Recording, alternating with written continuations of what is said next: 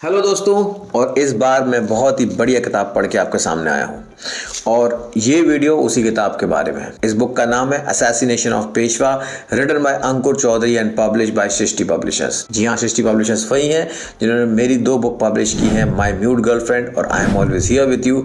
और इन बुकों के आने के बाद इन्होंने मुझे ऑथर बना दिया। चलो फटाफट इस बुक की थ्योरी के बारे में बात कर लेते हैं, पर उससे पहले बता दूं कि जिन लोगों ने मेरा चैनल आज पहली बार ज्वाइन किया है कि मैं किसी भी बुक का रिव्यू नहीं देता और ना ही ये बताता हूँ कि बुक की स्टोरी क्या है या बुक के अंदर क्या है, पर यस, बुक में छुपी हुई थ्योरीज को ज़रूर बताता हूँ। तो वेट किस बात का है, फटाफट चैनल को लाइक करो, सब्सक्राइब कर लो, क्योंकि हर बुक में एक थ्योरी छुपी हुई है और हमारा काम है चुनिंदा बुकों में से चुनिंदा थ्योरीज को निकाल के आपके पास लेके आना। जैसे आपने नाम सुना असैसिनेशन ऑफ पेशवा। पेशवा नाम सुनते ही ना शिवाजी से लेकर बाजीराव पेशवा, तानाजी और बाजीराव मस्तानी तक दिमाग सामने घूम जाते हैं। और क्यों ना घूमे, क्योंकि हमने उन किरदारों को मूवीज के जरिए देखा और सुना है और उनकी वीर गाथाओं को पढ़ा है, देखा है, सुना है। पर अगर मैं आपसे पूछूं पेशवा कौन कौन थे, किस पेशवा के बाद कौन से पेशवा आए, कब किसने राज किया, तो शायद आप भी बता नहीं पाएंगे। और ये बहुत अजीब है, बहुत अजीब विडंबना है, मैं कहूंगा हमारे भारत देश की। वो मराठा जिन्होंने एक समय में हिंदुस्तान के मैक्सिमम पोर्शन पर राज किया, लाहौर तक अपना झंडा फहराया, उनके बारे में हम ज्यादा जानते ही नहीं। हम मुगलों की गाथा तो बाबर से लेके बहादुर शाह जफर तक आराम से गिना सकते हैं। हम अंग्रेजों के बारे में न जाने क्या क्या बता सकते हैं, पर देश का इतिहास, मराठा साम्राज्य के बारे में कुछ नहीं जानते। पता नहीं क्यों हमारी समझ महाराणा प्रताप और शिवाजी तक जाकर ही रुक जाती है और ये सब कुछ केवल मराठी लिटरेचर में जाके एक सिमट के रह जाता है, बाहर उधर से क्यों नहीं आया। मराठा साम्राज्य में वीरों की कमी नहीं थी, वो इतने वीर योद्धा थे कि मुगल भी उनसे कांपा करते थे। ये किताब उन्हीं वीर पेशवाओं के बारे में, उन्हीं वीर मराठा साम्राज्य के बारे में। प्रिसाइसली बोलूं तो एक पेशवा हुआ करते थे नारायण राव पेशवा, और कुछ षड्यंत्रों के चलते उन्हें मौत के घाट उतार दिया गया। ये किताब उस षड्यंत्र के बारे में है, कैसे वो षड्यंत्र रचा गया, क्यों नारायण राव को मौत के घाट उतारा गया। पर जब आप इस बुक को पढ़ोगे तो आप जानोगे कि ये उससे कहीं ज्यादा है और आपको पेशवा के बारे में बहुत इंफॉर्मेशन देती है, स्टार्टिंग फ्रॉम बाजीराव पेशवा। इस बुक से वो कई थ्योरीज मिलती हैं, पर जो मेन थ्योरीज मैं आपके लिए निकाल के लाया हूँ उसमें पहली थ्योरी है ग्रीड, यानी स्वार्थ इंसान को अंधा बना देती है। हम इंसानों को भगवान ने ऐसा बनाया है कि हमारे अंदर इच्छाएं अपने आप आ जाती हैं, है ना। हम सबके अंदर इच्छाएं आती हैं, हमें कुछ ना कुछ पाने की इच्छा होती है।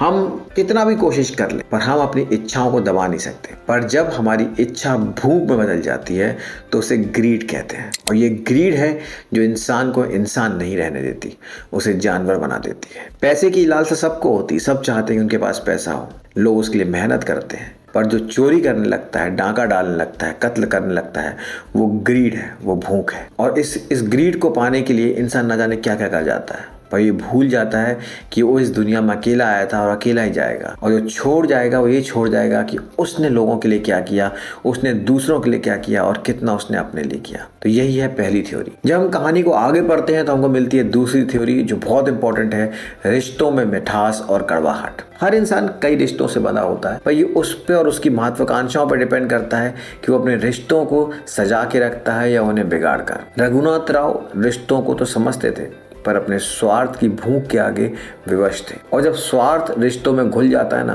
तो मीठा रिश्ता भी अपने आप कड़वा हो जाता है।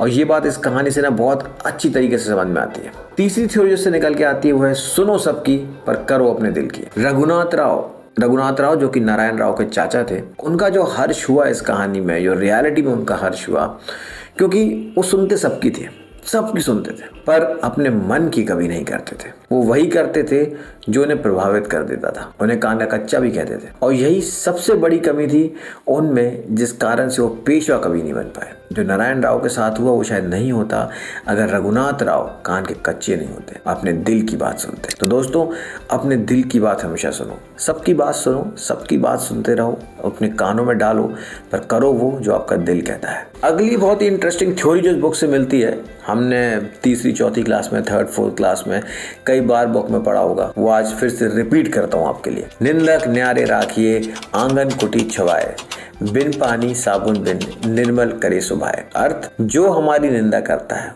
उसे अपने अधिक से अधिक पास रखना चाहिए। वह तो बिना साबुन और पानी के हमारी कमियां बताकर हमारे स्वभाव को साफ कर सकता है ना। ये हमने बचपन में पढ़ा था। तो पेशवा की कहानी को पढ़ के आप इस बात से बिल्कुल सहमत हो जाओगे। जब राजमहल में जो शनिवार वाड़ा था मैं 2 खेमों में बढ़ जाता है, तब केवल महल ही नहीं बल्कि वहाँ पे लोग भी बढ़ जाते हैं, और जब लोग बढ़ते हैं तब उनके विचार, आचार, स्वभाव भी बढ़ जाता है। ऐसे में ये बहुत ज़रूरी है कि हम ऐसे लोगों की संगत में रहें जो हमें हमारी कमियां बता सकें, ताकि हम ये जान सकें कि हम लोगों को इम्प्रूवमेंट क्या करना है। यही चीज़ हमारे कॉर्पोरेट कल्चर में भी होता है कि हम चाहते हैं कि ऐसे हमारे दोस्त हों, ऐसा हमारे कलीग्स हों जो हमारी गलतियां हमको बता सकें। हम हमेशा कंप्लेन करते हैं कि आप बॉस बहुत शिकायत कर रहा है, बॉस बहुत टोक रहा है, बहुत समझाता रहता है, दिन भर सिखाता रहता है, but that is the best thing for your growth. जो आपका बॉस है वो आपको अपनी गलतियां बताता है, और उन गलतियों को सुधार कर आप एक अच्छे एम्प्लॉय ही नहीं अपने कैरियर में बहुत अच्छा कर सकते हो। अपने बॉस के ज़्यादा से ज़्यादा करीब रहो और उनको गलतियां गिनाने दो, क्योंकि जितनी गलतियां वो गिनाएंगे उतने जल्दी आप और सीखोगे और अपने कैरियर में और इम्प्रूव कर सकोगे। तो ये बहुत ही अच्छी कैरियर थ्योरी मिलती है हमको असैसिनेशन ऑफ पेशवा में। तो ये तो हो गई थ्योरीज की बात। तो अगर आप पेशवा के इतिहास को जानना चाहें और ये जानना चाहें कि क्यों नारायण राव पेशवा की हत्या हुई और कैसे यह हत्या पेशवा के पतन का कारण बना और कौन थे पेशवा के कत्ल के पीछे, तो इस बुक को मिस मत करना। बुक में हिस्ट्री बहुत अच्छे से बताई गई है, and if you love history you love this historical non fiction for sure. Book बहुत इंटरेस्टिंग है। मतलब मैं अगर अपना पर्सनल व्यू बताऊं तो मैंने शायद 3 या 4 दिन में इस बुक को पूरा कंप्लीट कर दिया। वो इसलिए क्योंकि मुझे ये हिस्ट्री, ये इतिहास पता नहीं था। मैंने जब पेशवाओं के बारे में स्टार्टिंग के कुछ पेजों में पढ़ना चालू किया तो थोड़ा मैं कंफ्यूज भी हुआ, क्योंकि बहुत सारे पेशवाओं के नाम आ रहे थे, बहुत डिफरेंट पेशवाओं के नाम आ रहे थे, और कहीं ना कहीं मैं उनको मूवीज़ से को रिलेट करने की कोशिश कर रहा था। जो मूवीज़ हमने देखी है, हमने बाजीराव देखी है, पानीपत देखी है, और भी तानाजी देखी है, तो कहीं ना कहीं मैं सारी मूवीज़ से उन कैरेक्टर्स को को रिलेट करने की कोशिश कर रहा था और जानना चाह रहा था कि कौन सा कैरेक्टर पहले था, कौन सा कैरेक्टर बाद में आया, कौन किसका बेटा है, कौन किसका पोता है। तो कहीं शुरुआत में मुझे थोड़ा अटपटा लगा, बट जैसे जैसे मैं कहानी को आगे पढ़ता गया सबसे बेसिक चीज़ जो मेरी क्लियर हुई वो थी पेशवाओं का इतिहास, पेशवाओं की हायरार्की। कौन पेशवा पहले थे, फिर कौन से पेशवा आए, उनके बेटे कौन थे, उनकी पत्नियां कौन थी। ये सारी चीज़ समझने के बाद ना आपको पता चलता है कि पेशवा नहीं, एक मराठा साम्राज्य था जो बहुत ही विशाल था, जिसके बारे में इंफॉर्मेशन होना बहुत ज़रूरी। हमने अगर हिंदुस्तान में मराठाओं के इतिहास को नहीं पढ़ा तो हमने शायद कुछ नहीं पढ़ा। तो इसलिए मिस मत करिए, इस मराठाओं के इतिहास वाली किताब को जरूर पढ़ डालिए। बाकी मैं इस बुक को पढ़ के इतना ज़्यादा इंटरेस्टेड हुआ कि मैंने सोचा कि यार क्यों ना इसके बारे में और जानते हैं, मराठा इतिहास के बारे में और जानते हैं। मराठा इतिहास में जो फीमेल प्रोटोगोनिस्ट थी उन्होंने क्या क्या किया उसके बारे में और जानते हैं। इसलिए मैंने अंकुर चौधरी जो इसके राइटर हैं, मैंने उनको खुद बुला लिया अपने पॉडकास्ट में। तो पॉडकास्ट शूट हो चुका है दोस्तों। बस इस वीडियो के बाद अगला वीडियो अंकुर के साथ आएगा, अंकुर के साथ podcast in our books and theories. तो दोस्तों इस वीडियो के थ्रू फटाफट कमेंट सेक्शन में डाल दो कि अंकुर से आपको और क्या क्वेश्चंस पूछने हैं। प्लस चैनल को लाइक कर लो, सब्सक्राइब कर लो और शेयर करो, क्योंकि लोगों को मराठा इतिहास के बारे में जानना बहुत ज़रूरी है। क्योंकि हम मराठाओं के कारण आज जो हम हिंदुस्तानी हैं, जो हिंदुत्व हम में है, उसमें मराठाओं का बहुत बड़ा हाथ है। जय शिवाजी, जय मराठा, बाय बाय।